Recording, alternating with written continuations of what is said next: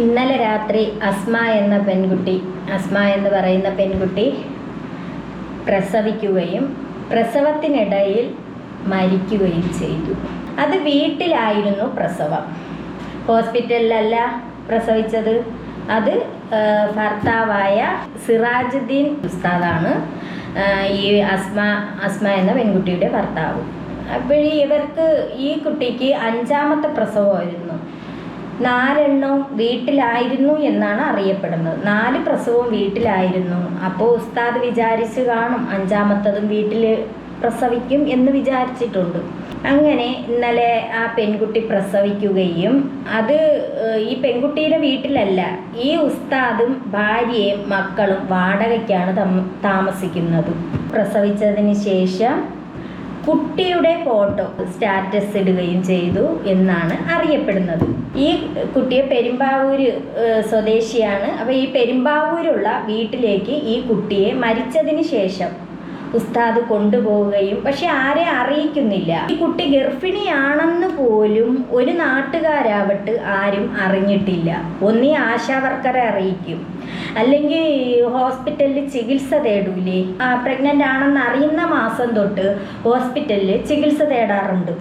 ഇത് ഹോസ്പിറ്റലിൽ പോയിട്ടില്ല, ഒരു പ്രസവത്തിനും പോയിട്ടില്ല എന്നാണ് അറിയപ്പെടുന്നത്. മരിച്ചതിന് ശേഷം ഈ പെൺകുട്ടിയുടെ വീട്ടിൽ, പെരുമ്പാവൂര് ആണ് ഈ പെൺകുട്ടിയുടെ വീട്, അങ്ങോട്ട് കൊണ്ടുപോവുകയും ആ കൊണ്ടുപോകുന്നതിൻ്റെ ഇടയിൽ വെച്ച് പോലീസ് തടഞ്ഞു നിർത്തി. ഉസ്താദിനെ പിടിച്ച് കൊണ്ടുപോവുകയും ചെയ്തു. എന്നിട്ട് ഇപ്പം ചോദ്യങ്ങളൊക്കെ ചെയ്യുകയാണ്. അപ്പം ഈ പെൺകുട്ടിയുടെ വീട്ടുകാരെന്തോന്ന് ചെയ്ത് കേസ് കൊടുത്തു. അതെന്തുകൊണ്ടാണ് ഇങ്ങനെ ഈ പ്രസവം വീട്ടിലെടുക്കുന്നത്? ഈ ഉസ്താദ് പ്രാസംഗികനാണ്, ഒരേ പള്ളിയിലും അങ്ങനെയൊക്കെ, അത് കാസർഗോഡോ അങ്ങനെ എങ്ങാണ്ടൊക്കെയാണ് ഈ ഉസ്താദ് പോണത്. കാസർഗോഡ്, കോഴിക്കോട് അങ്ങനെയൊക്കെയുള്ള ഭാഗങ്ങളിലാണ് ഉസ്താദ് പോണത്. പ്രാസംഗികനാണ്. ഉസ്താദിന് എന്തോ യൂട്യൂബ് ചാനലുണ്ടെന്നൊക്കെ പറയുന്നു. നമ്മളിതുവരെ ഒന്നും കണ്ടിട്ടില്ല, യൂട്യൂബ് ചാനലൊന്നും കണ്ടിട്ടില്ല. ഇനിയിപ്പോൾ ഏത് ഉസ്താദായിരുന്നാലും അല്ലെങ്കിൽ പോട്ട് അച്ഛൻ പള്ളിയിൽ, നമ്മളെ പള്ളിയിലെ അച്ഛന്മാരായിരുന്നാലും ഉദ്യോഗസ്ഥരായിരുന്നാലും പിന്നെ അതുപോലെ ഉസ്താദന്മാരായിരുന്നാലും ആരായിരുന്നാലും ശരി തന്നെയാണ്. നമുക്ക് ഇപ്പം ഭാര്യമാർ ഗർഭിണിയാണെന്നുണ്ടെങ്കിൽ അവർക്ക് ചികിത്സ കൊടുക്കേണ്ടത് നമ്മുടെ ഭർത്താക്കന്മാരുടെ കടമയാണ്. അത് ചികിത്സ കൊടുക്കണം. അല്ലെങ്കിൽ ഭർത്താവ് നാട്ടിലില്ലെങ്കിൽ അവരെ വീട്ടുകാർ കാണുമല്ലോ, അങ്ങനെയെങ്കിൽ ചികിത്സ കൊടുക്കണം. ഇല്ലാതെ ഈ ഉസ്താദ് അക്യുപഞ്ചറാണെന്നും പറയുന്നുണ്ട്. അപ്പം ഈ ഇടയ്ക്ക് ഇങ്ങനെ ഒരു പ്രസവം നടന്ന്, പക്ഷെ ആ കുട്ടിക്ക് തള്ളയ്ക്ക് ഒരു കുഴപ്പമില്ല. ഭർത്താവാണ് പ്രസവം എടുത്തത്. എന്നിട്ട് ആ പെൺകുട്ടി വന്നതെന്ന് അന്ന് തന്നെ പറയുന്നുണ്ട്, ഒരു പ്രശ്നവും ഇല്ല വീട്ടിൽ പ്രസവിച്ചാൽ. ഹോസ്പിറ്റലിൽ കാണിച്ചിട്ടില്ല. ആശാവർക്കർ വന്നായിരുന്നു വീട്ടിൽ. എന്നിട്ട് അവരെടുത്ത് പോലും അതും ഇവർ ഗർഭിണിയാണെന്ന് വെളിയിൽ നിന്ന് അറിഞ്ഞുകൊണ്ടാണ് അവരെല്ലാം വരുന്നത്. പക്ഷേ ഇത് പറയുന്നില്ല, കാര്യം എന്താണെന്ന് പറയുന്നില്ല. ഇത്ര മാസമായെന്നോ ഒന്നും പറയുന്നില്ല. അവർക്ക് സംസാരിക്കാൻ പോലും താല്പര്യമില്ല. അതും അക്യൂപഞ്ചറായിരുന്നു. അക്യൂപഞ്ചർ എന്ന് വെച്ചാൽ ഈ സൂചി കുത്തോ അങ്ങനെ എന്തൊക്കെയോ പരിപാടിയാണ്. അതിലൂടെയും പ്രസവം നടത്തുന്നവർ കാണുമായിരിക്കും. അത് ഭാര്യയും ഭർത്താവും അക്യൂപഞ്ചറായിരുന്നു. അങ്ങനെ അത് പ്രസവിച്ചു, വേറെ പ്രശ്നങ്ങളൊന്നുമില്ല. എന്നിട്ട് കുട്ടിയുടെ ബർത്ത് സർട്ടിഫിക്കറ്റിന് വേണ്ടിയിട്ട് അത് അവർ സ്വന്തമായിട്ട് ഉണ്ടാക്കേണ്ട കാര്യങ്ങളാണ് അതൊക്കെ. എന്ന് പറഞ്ഞാൽ ഹോസ്പിറ്റൽ തേടിയിട്ടില്ല, ആശാവർക്കർ അവരുമായിട്ടൊരു ഇതും ഇല്ലായിരുന്നു. പിന്നെ കുട്ടിക്ക് വാക്സിൻ എടുത്തിട്ടില്ല, അങ്ങനെയൊക്കെയുള്ള പ്രശ്നങ്ങളുണ്ട്. ഇതിപ്പോൾ തന്നെ അത് പോട്ട് അവിടെ നിൽക്കട്ടെ. ഇതിപ്പോൾ തന്നെ ഈ പെൺകുട്ടി പ്രസവിച്ചപ്പോൾ ഒന്നുകിൽ ബ്ലീഡിങ് ഉണ്ടായിട്ടുണ്ട്. ഈ 4 വീട്ടിൽ പ്രസവിച്ച് ഇത് എന്തുകൊണ്ടാണ് ഇങ്ങനെ ഈ ഉസ്താദ് ഇങ്ങനെ ചെയ്തതെന്ന് മനസ്സിലാവുന്നില്ല. എന്തുകൊണ്ടാണ് ഹോസ്പിറ്റലിൽ കൊണ്ടുപോവാത്തത്? ഒരു പെൺകുട്ടിയുടെ ജീവനല്ലേ അവിടെ പോയത്. ഇപ്പം ഈ ഒരു കാര്യത്തിൽ ഉസ്താദാണെന്നോ അങ്ങനെയൊന്നും പറഞ്ഞിട്ട് കാര്യമില്ല. ജീവൻ്റെ വിലയല്ലേ, ഒരു ജീവൻ്റെ തുടുപ്പ് പോയില്ലേ അവിടെ. അതുപോലെ 4 കുട്ടികൾക്ക് ഉമ്മ ഇല്ലാതായില്ലേ. അത് വെപ്രാളം എടുത്തു കിടന്ന് അത് വിളിച്ചെന്ന് പറയുന്നുണ്ട് ന്യൂസുകളിൽ. വേദന കൊണ്ട് അത് പൊളഞ്ഞ് വിളിച്ചിട്ട് പോലും അതിനെ ഹോസ്പിറ്റലിൽ കൊണ്ടുപോവാതെ വീട്ടിൽ പ്രസവിച്ചെന്ന് പറയുന്നു. ഇന്നലെ രാത്രി നടന്ന സംഭവമാണ്. അപ്പോൾ വീട്ടിൽ പ്രസവിച്ചു, അതിനുശേഷം ഈ പെൺകുട്ടി മരിച്ചു. അപ്പോൾ അതിനെ ഹോസ്പിറ്റലിൽ കൊണ്ടുപോയിരുന്നെങ്കിൽ അതിൻ്റെ ജീവൻ കിട്ടുമായിരുന്നു. ഉസ്താദ് അത് ചെയ്തില്ല. ഇനി പെൺകുട്ടിയുടെ വീട്ടിൽ തന്നെ ഈ കുട്ടി ഗർഭിണിയാണെന്ന് അറിയിച്ചില്ലേന്ന് എങ്ങനെ അറിയാം? ചിലപ്പോൾ അറിയിച്ചും കാണൂല. പെൺകുട്ടിയുടെ വീട്ടുകാർ പരാതി കൊടുത്തിട്ടുണ്ട്, അവരെ മൊഴി എടുത്തുകൊണ്ടിരിക്കുകയാണ്. പെൺകുട്ടി നഷ്ടപ്പെട്ടു. എന്നിട്ട് ഇന്നലെ കുട്ടീൻ്റെ ഫോട്ടോയൊക്കെ സ്റ്റാറ്റസൊക്കെ ഇടുക, ഉസ്താദ് അങ്ങനെ അങ്ങനെയൊക്കെ ചെയ്തെന്ന് പറയുന്നു. ഇന്നലെ രാത്രിയാണ് ഈ വീട്ടിൽ പ്രസവം നടന്നതെന്നാണ് അനുമാനിക്കുന്നത്. തുടർന്ന് പ്രസവം നടന്നതിന്റെ അല്പസമയത്തിനകം തന്നെ യുവതി മരിച്ചു എന്നാണ് കരുതപ്പെടുന്നത്. ഈ പ്രസവം സംഭവിച്ച ഉടൻ തന്നെ ഇയാൾ ഈ കുഞ്ഞിന്റെ ഫോട്ടോ വെച്ച് രാത്രി സ്റ്റാറ്റസ് ഇട്ട് എന്നാണ് ഈ പ്രദേശത്തെ ആളുകൾ പറയുന്നത്. അതിനുശേഷം ആ സമയത്ത് തന്നെ ഇവർ മരിച്ചിട്ടുണ്ടെന്നാണ് നമുക്ക് മനസ്സിലാക്കാൻ കഴിയുന്നത്. ഇപ്പോൾ ഇവർ ഇവിടെ താമസിക്കുന്നത് വാടക വീട്ടിലാണ്. ഈ വാടക വീട്ടിലാണ് താമസിക്കുന്നത്. ഈ വീടിന്റെ ഉടമസ്ഥൻ തന്നെ ഇപ്പോൾ നമ്മളൊപ്പം ചേരുകയാണ്. എപ്പോഴാണ് ഇവരിങ്ങനെ ഈ മരിച്ചെന്ന സംഭവം അറിയുന്നത്? ഇന്ന് രാവിലെയാണ് അറിയുന്നത്. പോലീസ് വിളിച്ചപ്പോഴാണ് അറിയുന്നത്. പോലീസ് വിളിക്കുന്നതിന് മുമ്പ് എൻ്റെ ഒരു സുഹൃത്തിനെ വിളിച്ചാണ് പറഞ്ഞു ഇങ്ങനെ ഒരു മരണവാർത്ത കേൾക്കുന്നുണ്ട്, അത് ചെന്ന് അന്വേഷിച്ചു നോക്കിയെന്ന് പറഞ്ഞു. അപ്പോൾ ഞാൻ ഇവിടെ വന്നപ്പോൾ ഇവിടെ ആരുമില്ല. മൂപ്പര് നമ്പറിൽ കോൺടാക്ട് ചെയ്തു, മൂപ്പര് ഫോൺ എടുക്കണില്ല. പിന്നെ ഇവിടെ മലപ്പുറം ഹോസ്പിറ്റലിലൊക്കെ ആയിരിക്കും എന്നുള്ള നിലക്ക് ആ ഹോസ്പിറ്റലിലൊക്കെ ബന്ധപ്പെടാൻ ശ്രമിച്ചിട്ടുണ്ട് സംസാരിച്ചത്. അപ്പോൾ നമ്മൾ അറിഞ്ഞിട്ടില്ല സംഭവം എന്ന് പറഞ്ഞു. പിന്നെ കഴിഞ്ഞതിന് ശേഷം മൂപ്പര് ഏത് സ്റ്റേഷൻ പരിധിയിലാന്ന് ചോദിച്ചു. അങ്ങനെ മലപ്പുറം സ്റ്റേഷൻ പരിധിയിലാണ്.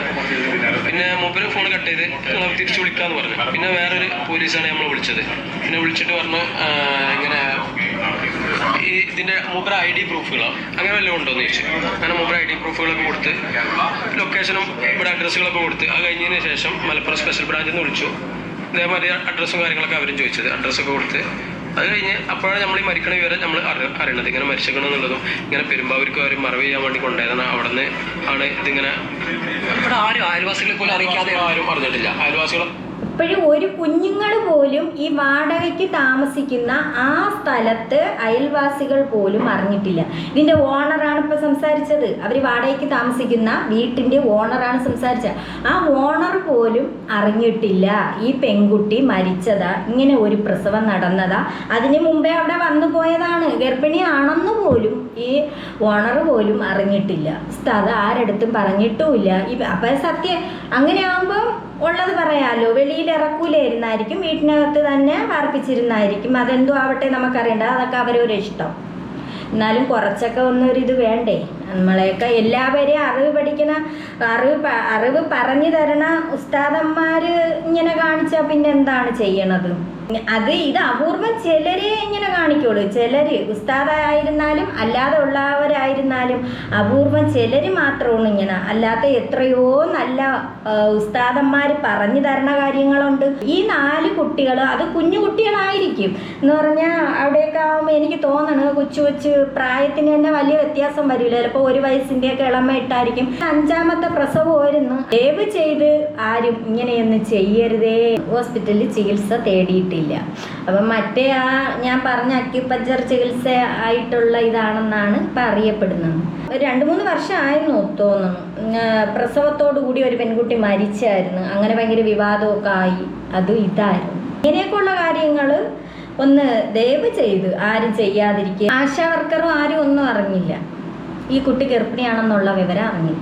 ആദ്യത്തെ 4 എണ്ണം അറിഞ്ഞില്ല, ഇപ്പോഴത്തെ ഒന്നും അറിഞ്ഞില്ല, 5 എണ്ണം. ഇവർ ആദ്യം വേറൊരു വാടക വീട്ടിലായിരുന്നു. അപ്പം അവിടെ നിന്ന് സൗകര്യം അനുസരിച്ച് അങ്ങനെ മാറിയതാണ് ഈ വീട്ടിലോട്ട്. അപ്പം ആ അയൽവക്കക്കാരോ ആശാ വർക്കറോ ആരും ഇതിനെക്കുറിച്ച് അറിഞ്ഞിട്ടില്ല. ആ പെൺകുട്ടിയുടെ ജീവൻ പോയി. ആ 4 കുട്ടികൾ അനാഥയായി. ഇനി ഇപ്പോഴത്തെ കുട്ടി ഉണ്ടായിരിക്കും. അപ്പം അതും കൂടെ കൂട്ടി 5 കുട്ടികൾ. മൂത്തത് 9ാം ക്ലാസ്സിലാണ് പഠിക്കുന്നത്. ബാക്കിയൊക്കെ ചെറിയ കുട്ടികളാണ്. കഷ്ടം തന്നെ എന്തായാലും. ഇതാണ് പറയണത്. നമ്മൾ സ്വയം ഇത് ചെയ്യാം, അല്ലെങ്കിൽ നമ്മളെ കൊണ്ട് അത് പറ്റും എന്ന് പറഞ്ഞ് ദയവ് ചെയ്തിരിക്കരുതേ. ഇങ്ങനെയൊക്കെ ഉള്ള ഈ ഗർഭിണിയായ കുട്ടികളെയൊക്കെ ഹോസ്പിറ്റലിൽ അവരെ കറക്റ്റ് സമയത്ത് കൊണ്ടുപോയി ചെക്കപ്പ് നടത്തി. പിന്നെ ഈ ഡോക്ടർമാർ എന്തിനാണ് ഇരിക്കണത്? ഇനിയിപ്പോൾ സ്വയം അങ്ങ് വീട്ടിലെടുത്താൽ അതില്ല. മുമ്പ് കാലത്തൊക്കെ പ്രസവമൊക്കെ വീട്ടിൽ തന്നെയാണ് എടുക്കണത്.